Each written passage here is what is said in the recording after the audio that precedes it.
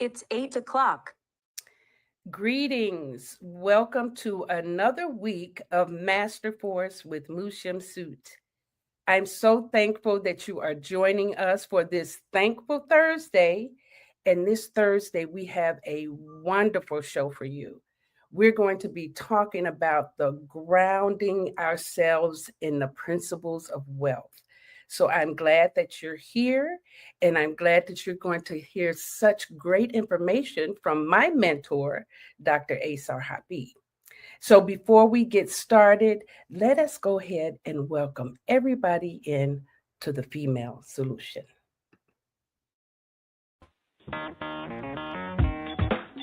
Women have the power to transform this world. We can end crime and violence if we all agree to do one thing: share. Let's share our wisdom, share our time, share our talents, share our finances, but most of all, let's share our love. This is the Female Solution. Yes, we are sharing our love and our knowledge this morning. I don't know if anybody realizes that we're in the full moon of Taurus right now, and this energy is so nurturing for us. It's nurturing for our persons, it's nurturing for our relationships, and it's nurturing for our passion in life. Right now, people are struggling with a lot of financial issues, and we keep thinking that it's separate from our spiritual well being. So, I've invited one of my favorite people in the world who also happens to be my mentor, and he's going to share with us the amazing principles of wealth, but they're entitled Principles of Solomon. Let me bring to the stage my wonderful mentor, Dr. Asar Hapi. Dr. Hapi, how are you today? Greetings, Moot. Greetings. Excellent.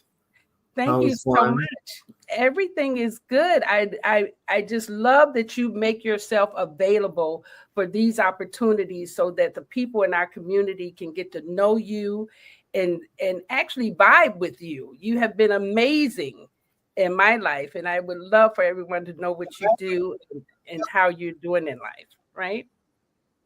Can you hear me okay? Right. I Can, can. Can you hear me wonderful. fine? Yes, I can. Now, what I would like to do before we actually get into the topic,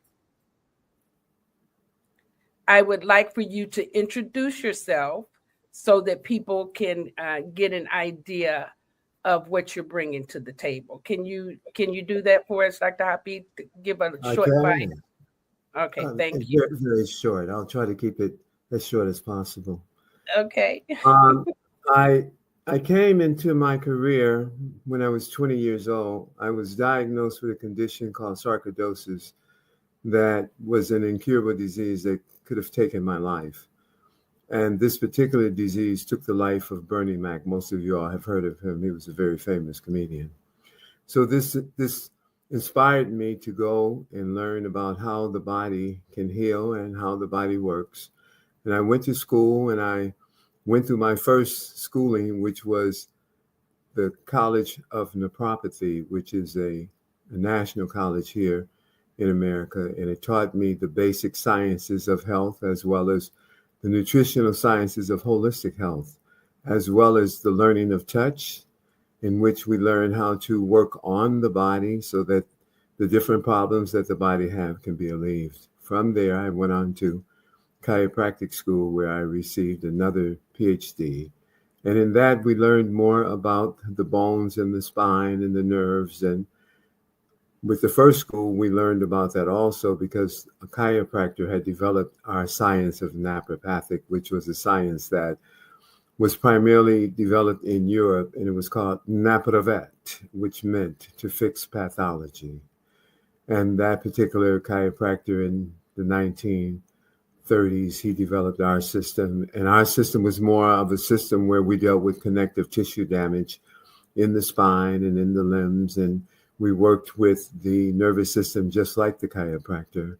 But our treatment was much more therapeutic as well as much more comprehensive. It was more of a healing system and healing sessions that would bring the body to a very wonderful state of comfortable and improved health. And that I did for a series of years, as well as the chiropractic. And then I was introduced to a healer out of Tucson. And this particular healer, he was a healer who dealt with needleless acupuncture. His system was called the International Institute of Applied Physiology. And it was a system where you learn how to test muscles. You relate the muscles to organs, and you relate organs to systems. And it correlated with acupuncture. And there was a system where we used a needle called the needleless needle. And this took the place of inserting needles into the body. And this particular system, in 2 minutes, you could get the results of perhaps 5 to 10 acupuncture treatments in 2 minutes. And so we applied that particular system for years, particularly with our elders. We brought them off their canes, we brought them out of their wheelchairs, and we also brought them off of their paralyzed beds. We also have brought them back from congestive heart failure. And so in our work that we do, we have been blessed to understand the powers of the breath, in which that is another system that I mastered as a Grand Master of the Kemetic Yoga system, which has been over 53 years in which I've taught that, and also was in the research of that to develop us into understanding the powers of the breath and how the breath could be a regenerating force that could bring all of us a younger state of super well-being, of vitality and wellness. And in that particular system, I focus on primarily the keys to it. And in this period of 53 years, I now have the blueprint to how the breath works and how it can rejuvenate us and our elders to greater years of youthfulness that we all deserve to have. So now I am in the state of teaching that. I have a few students, but I look forward to now expand my knowledge to those globally, but particularly to those that are in the diaspora of the states of the United States. And so particularly Chicago, since that's where my temple is, the shrine of Hapi. And in these shrines, we focus on teaching all the secrets that the ancestors walked with, all of these secrets that made them great and made them genius and made their society the society of societies. Their society is the greatest society that ever was and ever will be. And the knowledge that they had on the walls of the pyramid, that knowledge has now come off. That knowledge is in our temples and raising our people up to be superheroes and sheroes of themselves. Now, as I have stated, the last system that I learned was the acupuncture itself. And in that system, I got another degree, but we learned how to use the needles. And we were working with people who had AIDS back in the day when the AIDS first came on the set. And so we were doing treatments at Cook County Hospital. We were treating the patients. That's where they were being treated for AIDS back at the beginning, before they created a building for that particular population. And so we would see on Wednesday and Friday, we would go there and we would do treatment. So these are the different systems that I have mastered. And these systems, when I combine them together, it is a powerful, powerful system in the healing of our people. So that's kind of a basic, short description of my background system. You did really, really well, Dr. Hapi. And you didn't mention the Swiss shards, though. You didn't mention the garden. Tell us a little bit about the master gardener, because we've also been blessed with some of your knowledge in that area. There was a time when we were working to build out gardens in Chicago. So how does gardening actually tie into all of your healing principles? Well, I'm glad you asked that, Sister Moon. The understanding of gardening is actually the understanding of organic medicine. One has to look at food as medicine. And if you look at food as medicine in its organic state, that God has put everything in the food, and the food gives us healing if it comes close from God. The garden is the closest you can get to God. And in this garden, the food is so vital. Our garden is so beautiful. The food is so vital. You don't even want to pick the food but we pray on the food when we're growing it. We say, food, we must eat you. So grow great. We pray, God, let the food grow great. Let the food know we must eat them so that they can give us greater life. And so the garden is our closest access to God. And so in the garden, one has moments of meditation. In the garden, one has moments of relaxation. In the garden, one has moment of exercise. In the garden, one has the ability to strengthen themselves with the soil that they lift up and move around. And in the garden, one sees the manifestation of God. One sees the growing of these seedlings that then become strong. Our Swiss chard, Moot, our Swiss chard is the delight of delights. Our Swiss chard is so delicious. The leaves, if you see one of our leaves might be 2.5 to 3 feet tall. One Bigger than my new leaves become, grandbaby. Yes, I'm not trying, that's right. I'm not trying to be violent. But one of those leaves is a whip. The grandbabies would see that, and you just swish it on your arm. And the grandbaby say, "Grandma, don't beat me with that." This Swiss chard is so good. It's so delicious. And so we give the Swiss chard to our patients when they come to see us. We send them home with a bag of the Swiss chard and the tomatoes and the okra.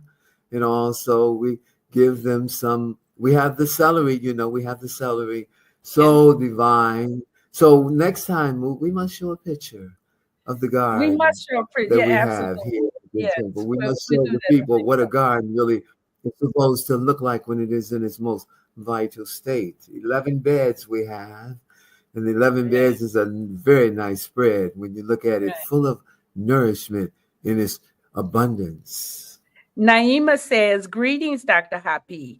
Thank you for sharing your wisdom. I can testify your methods work. You are still as vibrant as ever.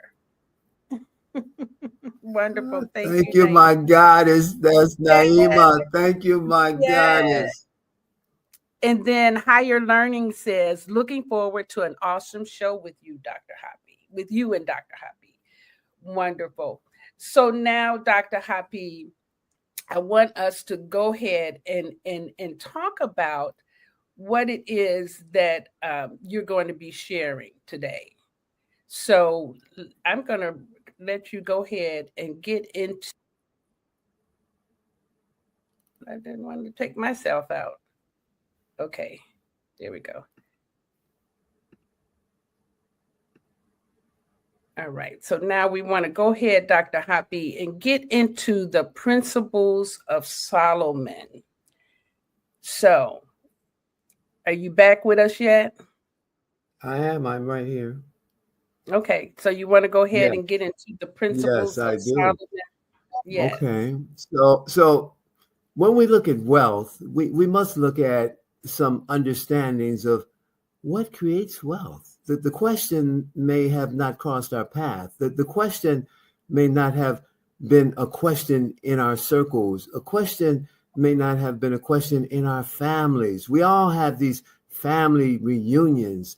And in these family reunions, they're so festive. We eat, we drink, we be merry, we be happy. We have such a wonderful fellowship. But this question of where does wealth come from and how do we create it so that our family can have a greater future, where the future is perhaps not lined with gold, but lined with comfort, because the wealth, it brings us comfort. It brings us convenience. It brings us the ability to not toil so hard, to not be so stressed in life, because that stress then brings illness.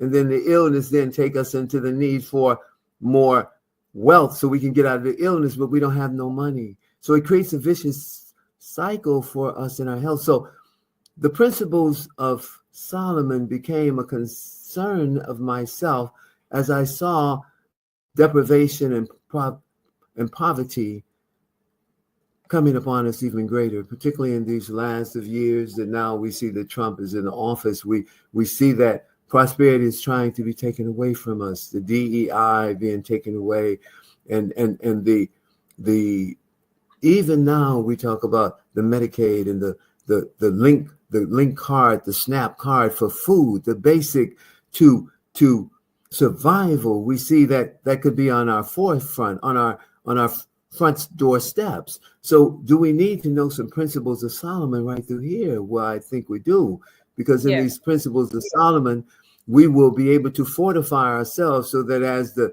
deprivation of the decline in and the delay of our ability to survive is taken away from us, we bounce on the other side, and we soar like eagles from the knowledge that we can have from these principles that I want to share with you this morning. So the principle of Solomon, it basically starts with that Solomon was a wise man, and he had a society of people that he had to be responsible for. So he taught them this first principle that we all need to know, that we may have never been taught.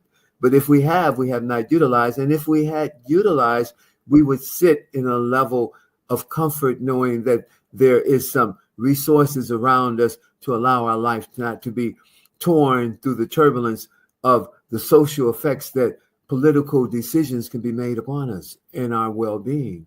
And so these principles of Solomon, they start like this. Solomon said that there will be a famine. There will be a famine every 7 years. There will be a famine. And this famine will make it very hard upon the people to survive. And this famine was brought about through the weather. So in 7 years, there would be a drought. And in this drought, there would be a lack of food. There would be a lack of wheat. And because there was a lack of wheat, the cost of wheat would be higher, like we are in today's time when we talk about inflation. And just the other day, in these last couple of days, they talked about the political ramifications of that, and that the politicians, the Democrats who were talking about the economy, they were the ones who won. So we go through the economy through all of our generations, but back here in Solomon's time, the economy was that when the famine came, we need more money. We need more money because the wheat was going to cost more, because there were going to be a shortage of the wheat. Well, that was inflation then, as food costs now is inflation. And so Solomon said to his people, he said, now, this is how we will deal with this future dilemma in 7 years when the famine comes. We want everyone, every family, to take 10%. 10% of all the wealth that comes through your hands, we want you to take that 10%. We want you to put it to the side. We want you to put it to the side as an emergency. The 7 years of the famine, in 7 years, you will have adequate funds to be able to handle the increase of the cost of the wheat. So 7 years came and gone. The famine came, the wheat was short, and all of Solomon's people had that extra 7 years of resources. So when the cost of the wheat was higher, they all could afford it. The change in their lifestyle did not change. The desperation in their hearts and minds did not come to them, because they had prepared well. So this preparation is something that we must do as we see what's on our doorsteps now, with the decline and with the separation, the subtraction of the prosperity, the little prosperity that we had, the subtraction of that. And so we must rise to this other side and understanding this prosperity, because wealth is only prosperity when you have put it to work through principles, starting with this first principle of Solomon. So all of Solomon's people was fine, and all of Solomon's people, they thrived through the years because they kept this particular principle. Now, Doc, let's talk about that. 10%, it's a mentality, isn't it? It is a mentality, because, Moot, the 10% is just a starting point. What we say is that wealth is a manifestation. It's a manifestation of these principles when you apply them with tools and you apply them with vehicles, and you soar on the wings of the eagle in understanding the economic way that we grow into prosperity. The economic way is we must first start with the seed. The 10% is the seed, Moot. If we don't have a seed, how can you grow the vegetables in the garden? How can you create abundance if you don't have a seed? So the 10% is only a seed. And what can a seed grow? What can it soar? One seed can grow a whole oak tree, and from the oak tree you have many oaks, and from many oaks you have many trees, and from many trees you have a forest. And so from a forest you have an Amazon ecology. That is the prosperity of wellness that I see in its metaphor as it relates to our well-being. Financially, it has to move to the level of the word prosperity. And how do we generate that? And that is the first principle. Well, Eating the seed. Planting the seed. And I think in our community, when we think about 10%, we think we're taking something away from ourselves, right? Like, I need that 10%, but actually we have to look at that 10% as though it's not there. We just put it aside and it's just not there, and we let that build. Is that what you're saying? Exactly. What we have to see is we have to see the understanding of the squirrel. The squirrel in the fall, he gets the acorns. He gathers the acorns and he hides them for the winter to come and for the spring to come. He hides these acorns. Now the acorns came from the oak tree. And through the winter, he has food. That's how we have to see the 10%. We have to see it as we must gather, because we must move through these seasons, the seasons of our life. We must move through them with planning and execution on these principles. Life, when we plan it, like you plan a garden, now the food can show up in the fall because you dropped the seed. So the food here is the prosperity that we need. So when there's a cost for something, our children do not have to despair. Our children do not have to not have. So we have been in the land of the have not. We must move into the land of the have. And the land of the have is where King Solomon was with his people. So now it's time for us to return to that.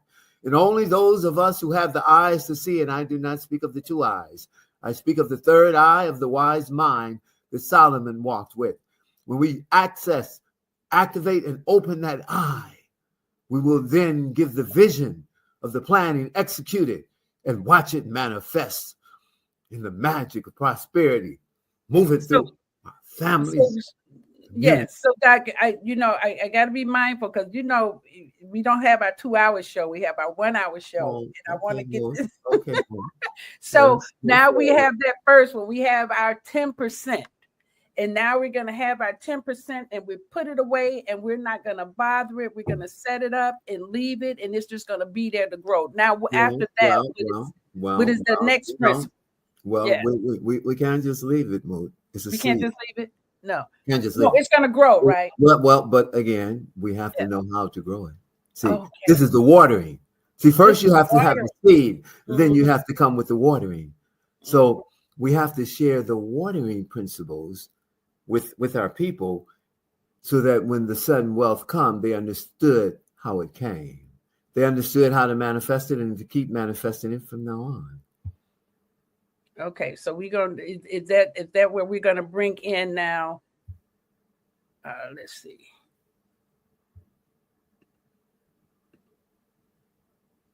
Can you hear me, Doc? I can. I can hear you. Can you hear me? Yes. So now the watering, are we okay? Divine rising. Thank you for giving the survive and elevation tools. That's right. So now one of the first tools, the watering tools we talk about, then is that going to be gratitude, Doc? For the watering? That's one of them. That's one of them. That's okay. So let's speak on that. Let's speak on that for a second, because what we have is that gratitude is an action. It's an action. And if we don't do this action, we can't show we have gratitude. And if we can't show we have gratitude, we cannot get favor. It's favor that gives us prosperity. Favor. Favor is something we never even talk about as it relates to gratitude. So gratitude is an action, and this action starts with something we do. So let's say, Moot, let's say you were stranded on the side of the road. And while you were stranded, there was this man, he was begging. He was begging you for a handout. And you said, I'm not giving no money to that beggar. He's just one of these hustlers on the street trying to hustle my dollars out of my pocket. And I know he go home with a pocket full of money and and I'm not going to get played. Okay. So now this particular night it's raining and your wiper is broke on your car. Your wiper is broke. And there's a great chance on the expressway you might have an accident because your wiper is not working and you might die that night. But this beggar that you had such a low, inferior attitude about, like he's nothing. He's a beggar. I'm not giving him nothing. He's a sneaky hustler. He's only trying to survive. But meanwhile, you about to die. You might die this night on the expressway. And he says, can I help you? But in your open mind, you say, I'm going to give him $1. You're the opposite person now. You're the person that says, I'm going to have empathy. This is where gratitude comes. Empathy comes in there following gratitude. You say, I'm going to have empathy for him. I'm going to give him $1. But then he says, your wiper is broke. You might have an accident on the expressway. Let me fix it. So he comes with gifts. He comes with skills. He takes the wiper off the right side and put it on the left side and take the wiper off the left side and put it on the right side. And now you can see. He now just made it safe for you. But then too, under your car, you have the flap that holds your gas, your oil pan, and the flap has fallen. And now you hear it rubbing on the street. And he says, oh, by the way, I have this hanger. I can lift your flap up so that you don't tear your flap up because that costs X amount of dollars, hundreds and hundreds of dollars. So let me fix that while I'm at it. And so now he saved you some money. And now he saved your life. And now all you were going to give him was $1, but he just saved your life. No, that was my situation. I gave him $100. Oh, wow. I said, thank you, my brother. God sent you this night. I could have died. God sent you. So here's $100 for your blessing. So in gratitude, you never know. You never know who comes upon you. You never know that God sent them. So when someone comes to you and asks for a handout, don't be that person that says, no, he's nothing. I'm not going to give him $1. See it as someone that God sent and tested you. Tested your gratitude. You know, that's a great point because God is always sending people to us. To test us. To test us, to grow us, to give us a mirror. Yes. Yes. To give us an opportunity to actually reflect on where we are in our own goodness or where we need to become a little bit more generous, right? A little bit more generous. Yes. Let me tell you one other story on that so you get real clear how gratitude create favor. I go to my barber. And my barber, I go to him every so often to kind of get spruced up a little bit, try to be for the G to the Q. And so my barber, when he gives me a haircut, I was in this chair this one day and the brothers were in there. And I kind of spoke on it while I was giving the brother the tip. Now, the haircut was $40. I gave the brother $55 because they say you should give at least 15%. Well, 15% of 40 is $12. And so I said, no, let me sprinkle a little on top of that, a little dressing on top of the 12. So I gave him 15. And I said, this is the shop of the GQ. This is the GQ shop. I say, all the brothers in this shop, I know they take care of their barbers real good because the barbers have them looking like $1 million. I say, every brother in here who's getting a haircut, I know you do your barber real well and give him at least a 20% tip. I know you give him at least 3 times what the average person may give him. Is that true, my brothers? I got the sound of a churchyard mouse. The barbers, they say, speak up, apostle, speak up. I say, my brothers, when one give us service, we must show gratitude because then we get great favor. On that day where you might have an important event to go to and you need your barber to get you straight, and you call and your barber saying, no, I'm too busy for you. But if you was that same brother that blessed him through the seasons, he'd say, oh, I got a little extra time for my brother, because my brother knows about the law of gratitude, the principles of gratitude. So I'm gonna sprinkle some gratitude on him by making him GQ for this event. So gratitude is one of the waterings that we need to learn how to do if we're going to have an amazing garden of life. Wonderful. We're going to take a little break right now, and then we'll come back and go through. We're already halfway through the show. No, so we're not. Yes, we are, Not Dr. Hapi. Yeah, so we're going to take a little break and then come right back, and we'll continue our conversation about the principles of Solomon. Thank you.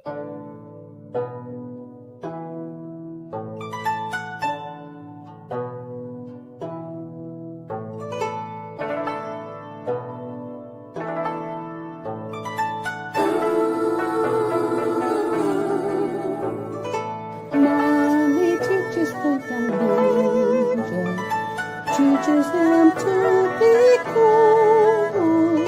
Mommy teaches the young ninja.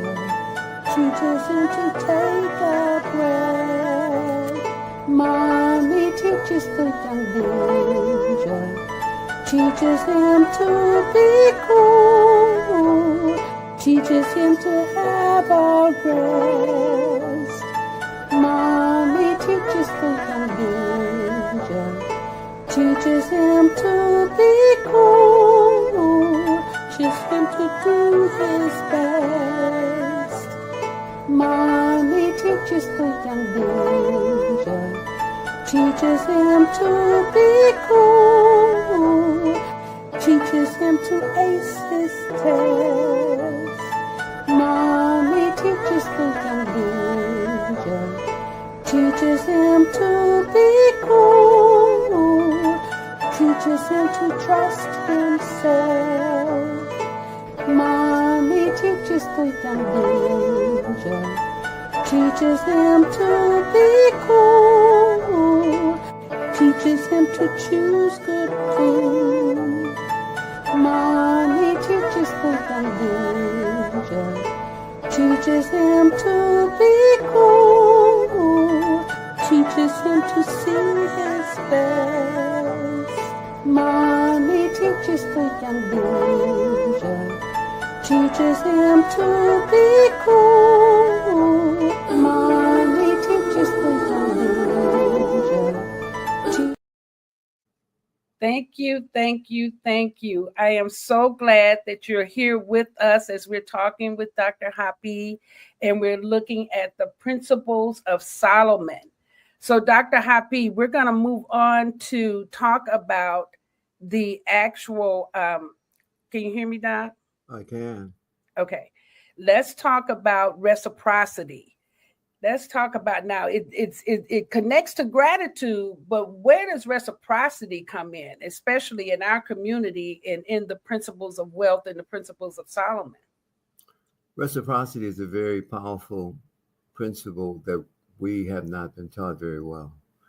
This particular principle is a principle that it deals with energy. It deals with energy. All of these principles, they deal with energy. And the energy creates a mental framework in the person's mind who you reciprocate back to, as well as the reciprocation of what you create in the energy of what you, when you reciprocate. So when reciprocation is the opposite of receiving. So when a person receives any blessing, just like when I go to my barber gives me a haircut, he's not per se expecting a tip, but in the reciprocity, there was a value to that haircut beyond the haircut. The haircut was the service, but the reciprocity was the relationship that was created from that service. So reciprocity is creating a loop. It creates a loop. And there's this word they say, people make the world go round. Well, they make the world go round in the reciprocation. Just like if I did something for you and then you did something for me, not me even expecting you to do something for me, but that you did something for me, then I would want to do something for you again. And then you would want to do something for me again. Let me bring it a different kind of way in an example. When we deal with holidays is a reciprocity principle. Someone give you a gift, you give them a gift back. Now, it might not be the gift that you wanted, but they gave you something back, not saying what you gave them was more expensive than what they gave you, but that in the intention of the giving and the intention of the receivership, there was an energy. It's this energy that we lack. We lack this energy as a people because we didn't understand this word reciprocity. We understood the word to receive. We understood that quite well. If you go anywhere, you could have people that can have their hands out. This is where we have faltered. They brought us into the reciprocity. They brought us into the receivership of the least. They taught us how to accept the least. And then they taught us how not to reciprocate so that we could get the most. In the receivership, if we look at, what Trump is doing, we look at the lack of services that will be provided in food and in health and even perhaps in housing. Trump could pull another Trump card and say, I'm going to take housing away from the people now. And so in reciprocity, we have to understand that as we receive and then we give back, that receiving and giving has to become bigger and bigger. And that's why when you see those who are wealthy, you see their names on buildings. You see like the University of Chicago, and you see the name of alumni who went there and they made a lot of wealth. And when they died, they left it to one of the buildings and they named that building after the wing of that person that gave billions into that university. That's reciprocity at a higher level. But at a lower level, reciprocity is someone does something for you. Like in our community, we have a community where we know how to grow prosperity. And so we have a person in our community, her name is Amawi, and she helps everyone that comes into that community. And I said, if she has taken her valuable time to help you, did you at least say, can I buy you a dinner? Can I pay for your car, a full tank of gas? Can I put something on your food bill, your gas bill? Can I give you a couple $100? So reciprocity is the giving back. When someone does something for you, when they give something to you, give something back. Show, if not in action, to at least ask them, is there anything I can do for you? Just like when the postman deliver your mail the whole year through the rain and the snow and the sleet. Do you have an envelope for him at the end of the year? Here's for Christmas. Here's something. Do a little something. Take your family out for dinner. So that's reciprocity. We have to look at the value that we can share if we understand what we have to give. And so it's more the giving than the receiving. We have to move out of the receiving mindset and move into the giving mindset. And that's the mindset where favor will soar for you. One of the comments is Vieta says Section 8 housing benefits are maybe taken away, right? It's time to buy land collectively. Now, that would go back to that first principle. If we're actually dealing with, putting away 10% and we collectively come together with the 10% that we've collected, we can actually put together enough money, to buy land with a community of people. What do you think of that, Doc? That is absolutely right. That's why we deal with the first principle. See, if you don't have the first principle, we talk all day about what we need to do. But if we can't rub two nickels together, it's a fallacy of our mind. Because our mind has not been developed in planning. And planning deal with principles. And if you don't have principles, principle planning create policy. We have to create our own policy of our future existence. And that policy have to come from the collective.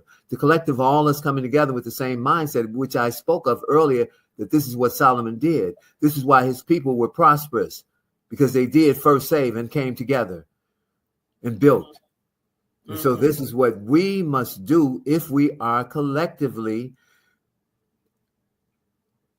mentally, intentionally planning our way out of the dilemma that we see coming at us. See, this is not just us having a conversation on this podcast. This is a conversation based on what is happening in our reality socially right now that will be affecting millions of people. So that takes us into stewardship, Doc, because that's what we have to do. We have to become stewards of our funding. And you know, you talked about being more generous, but part of it is that we're spending frivolously, right? We're not inside of the vision for the future. So to be good stewards, what does that look like? So we've saved our funds, and we've applied reciprocity. We've had gratitude. So where does stewardship come into this as far as wealth? Stewardship is a mentoring. It's a mentoring of how do we now put it all together? How do we put it all together? For those of us who have been on this track, we've been in this journey for a minute. And in this journey, we came across the path of those as we were thinking about the future. And thinking about the future, how do we want our future to show up? The ancestors were very much into prosperity. They gleamed prosperity. If you see all the gold that was around them, they gleamed prosperity. So in our stewardship, we now have to mentor those who do not have prosperity. We have to mentor those who do not and have not embraced these principles. We have to mentor those who need the vehicles to grow their prosperity. We have to mentor those who are ready to soar. We have to mentor those who do not want the same life they've had, do not want a lesser life than they have had, even if their life had been to the most basic level. The people who live off a few $100s a month on food stamps and food and housing vouchers, that is on the low end of the stick. That's on the low end of existence. That's like you're begging to barely survive. No, in stewardship, we teach you, if you're ready, we teach you how to take that seed of that beginning little money that one must save from Solomon, from the first principle. We teach you how to put that on the wings of a falcon and grow that prosperity into a bountiful harvest of resources from the financial side, so that in 1 year, you're already out of the danger of desperation of survival. In 2 years, you are already at a level where you can fund a community, where you can create the land as well as the buildings in 2 years. In 3 years, you can create a whole campus, $1 billion campus in 3 years, if you understand these principles and you are a true seeker. See, in these principles, we're only looking for people who are seekers, seekers to be stewarded, seekers to be mentored. We're looking for seekers not just of the prosperity of the wealth, but the prosperity of health, because that is the first prosperity in our world. The prosperity of health is the prosperity that every day I wake up, my breath of life is stronger. Every day I wake up, my physical is feeling far more vital. Every day I wake up, my mind is sharper. Every day I wake up, I soar like the falcons, and I bring the vitality to myself, to my family, to my garden, to my community. I step into the phoenix rising out of the ashes. That's where we are right now. We are the phoenix in the ashes, being consumed and burned up, because we don't have the plan. We have the plan. Well, you know, are you the seeker who's ready to be rescued and become a hero and shero of yourself, your family, and our community? Absolutely, Doc. And I know for a fact, because I grew up on 53rd and Prairie on welfare with food stamps, with no parents to really support my vision for my life. Who is this? The female solution says, teach, preach, Baba Hapi. Absolutely. And I have traveled the world. I've been able to create my own fund from energy. I can say that, probably one of the most generous people in my life has been you with your knowledge, your healing. I mean, really helping to ground the energy of what we're talking about today has been so insightful and useful in my life. And that's why I wanted to really bring this forward so that everybody could hear that you can start from nothing. Nothing. 5 cents. And still start from 5 cents. Yes. In the willingness, are you willing to be a seeker? Are you willing to be a steward and be taught? Yes. If you look at my life, Moot, if you look at my life, all you see is prosperity all around me. Yes. From the breath I take, to the moment I walk out into my garden, to the moment I walk out into my courtyard, to the moment I walk out to smell my flowers, to the moment I walk out to see my vegetables growing vitally. All of this is prosperity. All of this is wealth. And we must take this and we must raise our families up in it. We must raise our community. God is waiting on us. Yes.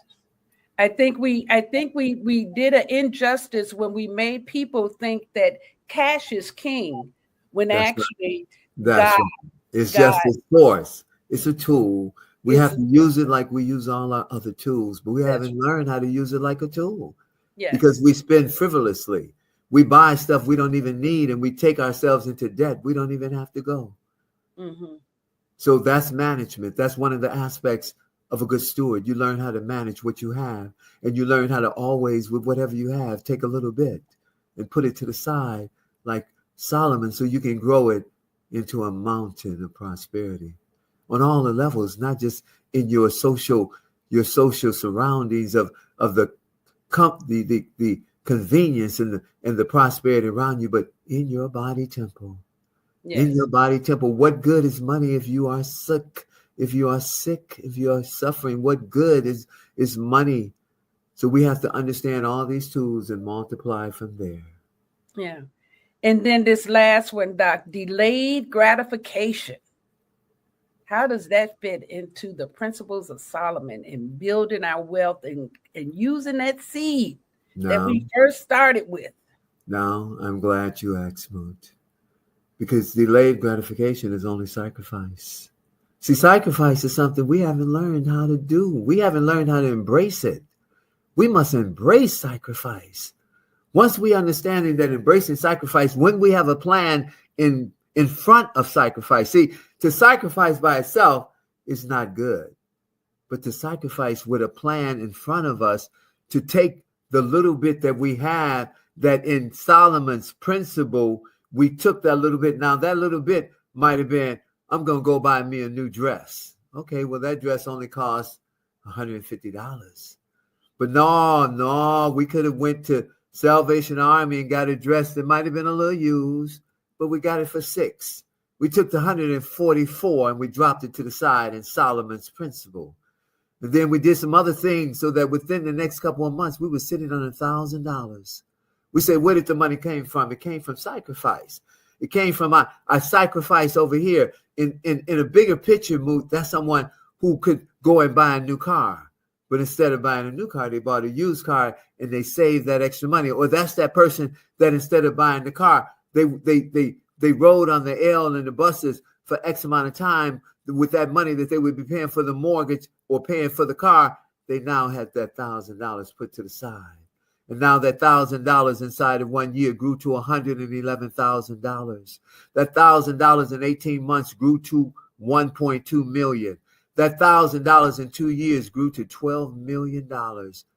You tell me we can't deal with delayed gratification as sacrifice to be able to get what we want? Even if you wanted to buy a house, you have to put some money to the side. You have to move into principle of Solomon. So we have not benefited from understanding the benefit of sacrifice, which is delayed gratification. Because now, once we grow the prosperity, whatever we wanted, we can have 10 of them, 100 of them, 1,000 of them. But we must deal with these principles first and always to grow prosperity in one's physical life, as one's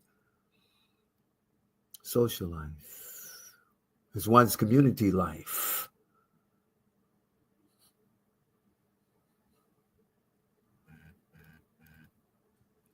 Doc, I want to read a couple of comments, okay? We're getting towards the end of the show, so I want to let you know that people are listening. So Cinabella says, the seekers of stewardship rise like a falcon. God is waiting on us. That's a beautiful thought. And then Zelda says, oh my God, the master himself, Dr. Hapi, shares his wisdom. My girlfriend, Effie Rofi, introduced me to him years ago. Ashe. Do you remember that name, Effie? Effie Rofi, Doc? Absolutely. Wonderful, sister. Wonderful. Yes. Hey, Effie. No, that was Zelda. That was Zelda talking Oh, about. That was Zelda talking about Effie. She said Effie introduced you to her years ago. Yes. Okay. All right. So Doc, you introduced me to a book many years ago. Oh, Cinabella says, listening intently. You introduced me to a book years ago, maybe been 20 years ago, called The Brother of the Third Degree. Do you remember that book, Doc? The Brother of the Third Degree. Yes. All right. So we have a few more minutes and then you can get on with your day. I know you have 1,000 things to do. Yes. So let's talk about The Brother of the Third Degree. That book was an amazing book. It was an amazing book. Now, when we deal with books, we're really talking about a secret society of spiritual enlightenment. The Brother of the Third Degree was an extraordinary individual in the book, and he was a seeker of the super society. He was a seeker of an enlightened society that planned and had the life that was the best life you could have. This particular brother had the understanding of the teachings whereby all the ones who came up under his guidance had the greatest life they could ever have.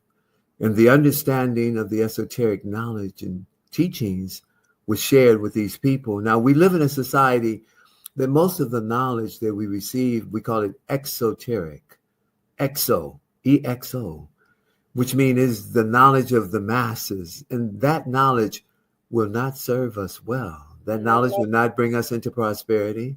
That knowledge will give us the life that you see the masses suffering with. But in this enlightened society that this brother shared the knowledge with, all the people in that society were elevated. They were of their highest being, of becoming and of developing, so that as they moved through the time, it was the divinity of God that gave them the greatest life. So we pose the question, do we deserve that life? Do we deserve as a society to have the greatest life, to have all that we could ever ask for that God could give us? Do we deserve that? So to receive that, we must step on the esoteric side, the side of the knowledge of knowing how to take care of these body temples we have so they can become more vital. The knowledge of being able to download the knowledge so our minds will not step into dementia, where our minds will grow even greater and stronger, and we can be the wise ones to lead our children and our grandchildren into the greater life of the future without all this turbulence of the AIs and the robots coming to take our jobs. And so in this enlightenment, this brother gave the blueprint, and all those that followed grew into this spectacular, wonderful life that we all deserve. So yes, that I read that book. That brother inspired me greatly, Moot. And that is the book we all need to read if we are to understand that there is a life that we could have, but that life must be totally away from the life that we see in our society, because that life is a life of desperation. That life is a life of desperation, of survival. And from that, it brings all the violence. It brings all the suffering, all the bullets, all the madness, all the nightmares in the daytime in our communities. So we say we must soar above that, and we can only do that when we move to the esoteric, and we teach our youngsters how to be in the divine mind of the higher self, and how to move into the gracefulness of peace and social justice, as well as social justice among and at each other, so that we're not talking about them over there. Those police are bothering us. The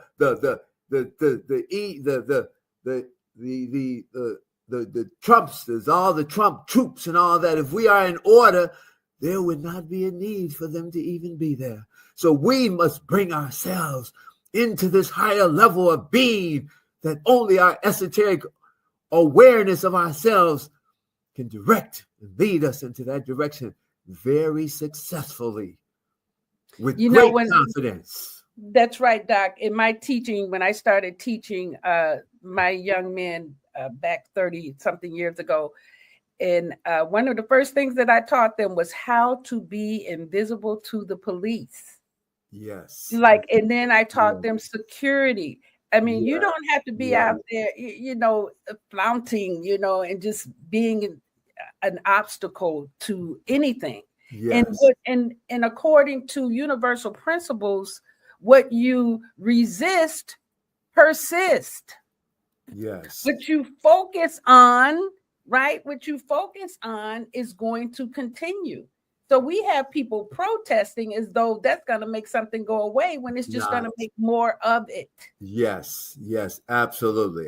Well, Moot, as you know, being the master teacher of Master Force, that you have shared the knowledge with the people of many, many years, quite generously. You deserve so much reciprocity. You deserve 10,000 roses. Thank you. 10,000 roses with $100 in each one of them. Oh, wow. Thank you, Doc. Now, before I get all of that, I want to make sure that we talk about one more book, because anytime you get money unexpectedly or you haven't planned for it, sometimes you can lose it real quick. This is what happened to people when they win the lottery. 3 to 5 years later, the money is gone. Scottie Pippen, the famous basketball player, Michael Jordan. Yeah, money gone because he didn't have the understanding of wealth. He didn't have. So tell me about. I want you to talk about the book, another book that you told me about, Sudden Wealth. Sudden Wealth, Doc. Okay. Right, and Okay. you can get both of these books you can get off of Amazon, whatever. But Sudden Wealth, you have to get prayer. Yes, you got to this prepare book, for that. everybody needs this book. If everybody's going to be on the path toward prosperity, and we want everyone to be on the path towards prosperity, because if you are not on this path towards prosperity, you are in a rut. You're living from paycheck to paycheck, just about $4 above broke. And if you got fired tomorrow, your life would be in a turmoil of turbulence that would move you to desperation in less than a month. So this book, Sudden Wealth, is a book that gives you a roadmap. And this book tells you of all the pitfalls that could happen if you were growing into prosperity, if money was flowing from the sky, pouring from the sky from God, if you were receiving it. And we already have the blueprint to help you receive that. But in receiving it, you need to be up on this book, Sudden Wealth, so that you can hold on to it and grow it. And in this book, they tell all of what you need to do. The author name is Robert Pellegrini. And you, if you put that up in the chat or wherever we I have it. Yeah, it's flowing through, Doc. They can Robert see it. Pellegrini. Yes. That book, that's one of the books, Moot. That's one of the books. But there's another book. And we didn't even talk about this book, Moot. But some people might have heard of this book. This book is called Rich Dad, Poor Dad. Oh, yes, that's one of my favorites. Yes, Doc. Yes. Who is that by, Moot? Who is that by? I can see it in my head. What's his name? I can't remember, Doc. I can see it. I have it in my book. Okay. It's gonna come. Yes, but Rich Dad, Poor Dad is one of my favorite. Robert Kiyosaki. See, I was waiting on you to see that Robert was the first clue because it was Robert. We had already left Robert. I said, I'm gonna see if she's in the association in the file. Because you pull it up from the file, right? The file. But yes, Robert Kiyosaki. He was an islander from Hawaii, and his father was a professor. So being in the knowledge, being a professor, you would think his father would be prosperous, but those two words don't go together. You could be a professor with a job. So his father was just above broke, but his friend had a father who was an entrepreneur, very wise. And his friend taught him the principles that I speak to you now. He taught him the principles of Solomon. First, save you some money. You can't do anything until you first put some money to the side. And then he taught him about buying houses and taught him about entrepreneurship. And he managed grocery stores, and he took the stewardship of his friend's father. And now he's worth about $300 million. Yes, Doc. Thank you. We have one final comment, and then we have to wrap up. She says, wow, blown away by this teaching today. Thank us, united spirits. We are united spirits. That's who we are in the female solution. Let me drop this last moment on you. What, Doc? Let me leave with this last moment. Okay. Because sisters are of feelings. They are the masters of the feelings. They are the tempest, the priestess in the house. Mm-hmm. And so they are the administrators of the money. So when money comes into the house, it must be given to the goddess. Give your money. I'm talking to you brothers. Give that money to the goddess, because she will hold on to it for hard times. She'll be able to put a two and few together and have a meal. So give that check to her.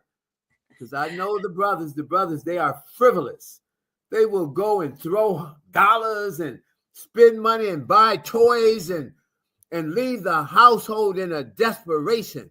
So the goddesses, they are the administrators of the money. Give them that check and watch your prosperity in your family grow. Because if they're using the principles of Solomon, the phoenix is rising. All right, Doc. We'll leave it on that note. Thank you so much. I hope you'll come back again and share with us. And I hope you have a lovely day. We really appreciate you. We honor you, and thank you so much for your gift today. Well, thank you so much for inviting me, Mood. You know, it's such a pleasure always to be in your presence, because you're always dropping. It's almost like a golden goose. If a goose was golden and everybody say, follow that goose, she's gonna be dropping golden eggs. That is you, Mood. You're golden. But instead of a goose, you're a golden angel. You're a golden angel because you're dropping words of wisdom that leads to great levels of prosperity. See, once we understand what prosperity is, we really, really, really don't. But once we do, we will have a thriving community. And the stewardship will not be wasted. And our children will honor us. Yes. In the future. Thank you, Doc. You're welcome, Mo. We've come to the end of our show today. If you missed any broadcasts, go to our website for the audio and video archives at www.thefemalesolution.com. On behalf of our team of radio hosts, I'd like to thank all of you who participated in today's discussions. And to our global family joining us from all around the world, we say thank you. To our family in China, xie xie. India, zhanyavad. Japan, arigato. Korea, kamsamnida. Russia, spasiba. Germany, danke. Poland, dziękuję. France, merci. Spain, gracias. Italy, grazie. Egypt, shukran. Ghana, madasi. Nigeria, eshe. South Africa, ngiyabonga. Senegal, jareh. Kenya, asante. Israel, toda. Pakistan, shukriya. Afghanistan, tashakur. Saudi Arabia and Palestine, shukran. Assalamu alaikum wa rahmatullahi wa barakatuhu. Thank you, and may peace be upon you and the mercy of God and God's blessings.